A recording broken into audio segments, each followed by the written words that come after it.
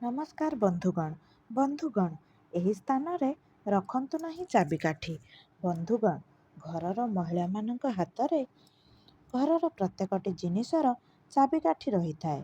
ଘରର ପୁରୁଷ ହେଉ ଅବା ମହିଳା, ଯିଏ ବି ରୋଜଗାର କରିଥାନ୍ତୁ, ହେଲେ ଘରର ଅନେକ ଦାୟିତ୍ୱ ମହିଳାମାନେ ହିଁ ନେଇଥାନ୍ତି। ତେଣୁ ଘରର ଧନ ସମ୍ପତ୍ତି ସଞ୍ଚୟ କରିବାଠାରୁ ନେଇକି ଧନ ସମ୍ପତ୍ତିର ରକ୍ଷା ମହିଳାମାନେ ଅଧିକ କରିଥାନ୍ତି। ତେବେ ଘରର ପ୍ରତ୍ୟେକଟି ଚାବି ଘରର ଏକ ବିଶେଷ ସ୍ଥାନରେ ରଖାଯିବାର ବାସ୍ତୁସମ୍ମତ ନିୟମ ରହିଥାଏ। ଯଦି ଘରର ଚାବିଗୁଡ଼ିକ ଯେଉଁଠି ଚାହିଁବେ ସେହିଠାରେ ରଖିଦେବେ, ତେବେ ଘରର ଟଙ୍କା ପଇସା ଉପରେ ଏହାର ଖରାପ ପ୍ରଭାବ ପଡ଼ିଥାଏ। ତେଣୁ ଚାବି ରଖିବାର ବିଶେଷ ସ୍ଥାନ ବିଷୟରେ ଜାଣି ନିଅନ୍ତୁ। ମହିଳାମାନଙ୍କର ଅଣ୍ଟାରେ ଚାବି ରଖାଯିବାକୁ ବହୁତ ଶୁଭ ବୋଲି ମନାଯାଇଥାଏ।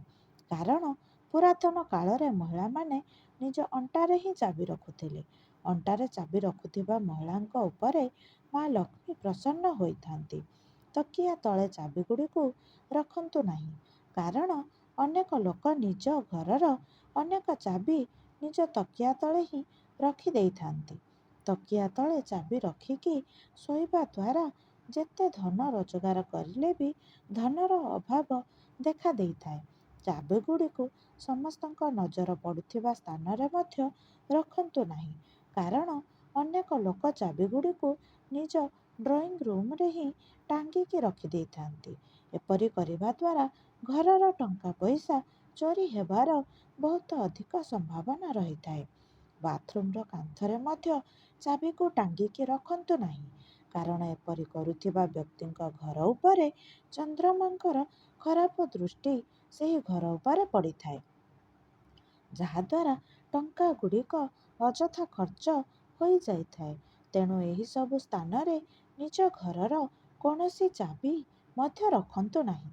ଶୋଇବା ଘରର ଉତ୍ତର ଦିଗରେ ଚାବି ଟାଙ୍ଗିକି ରଖିବାକୁ ଶୁଭ କୁହାଯାଇଥାଏ।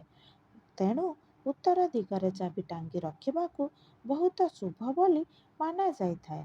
ବନ୍ଧୁଗଣ, ଯଦି ଏହି ଭିଡ଼ିଓଟି ଭଲ ଲାଗିଲା ତେବେ ଗୋଟିଏ ଲାଇକ୍ କରିବା ସହିତ ଏହାକୁ ସେୟାର କରିଦିଅନ୍ତୁ। ଏମିତି ନୂଆ ନୂଆ ଭିଡ଼ିଓ ଦେଖିବା ପାଇଁ ଆମ ଚ୍ୟାନେଲକୁ ସବସ୍କ୍ରାଇବ୍ କରିଦିଅନ୍ତୁ ଏବଂ ପାଖରେ ଥିବା ବେଲ୍ ଆଇକନ୍କୁ ନିଶ୍ଚୟ ଦବାଇ ଦିଅନ୍ତୁ। ବନ୍ଧୁଗଣ, ଭକ୍ତିରେ ଥରେ ନିଜ ଇଷ୍ଟଦେବଙ୍କ ନାମ କମେଣ୍ଟ ବକ୍ସରେ ଅବଶ୍ୟ ଲେଖିଦିଅନ୍ତୁ। ପ୍ରଭୁଙ୍କ କୃପା ହେଲେ ଆପଣଙ୍କ ଜୀବନର ସବୁ ଦୁଃଖ କଷ୍ଟ ଦୂର ହୋଇଯିବ। ଭିଡ଼ିଓଟିକୁ ଶେଷ ପର୍ଯ୍ୟନ୍ତ ଦେଖିଥିବାରୁ ଆପଣଙ୍କୁ ଅଶେଷ ଧନ୍ୟବାଦ।